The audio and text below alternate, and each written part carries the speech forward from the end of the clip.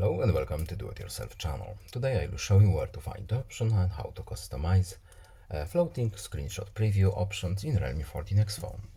So first of all, we need to go to settings. Then in settings, we're looking for accessibility and convenience. Next, we need to scroll down to screenshot.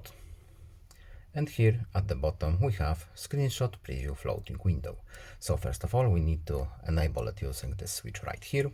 And now here we have a few options. So first of all, we can have a pop-up on the left side, on the right side, and here is the option to delete original image after we finish editing it. So the switch is right here.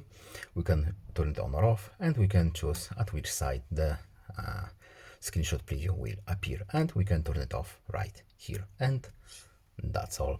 I hope this video was helpful to you, and see you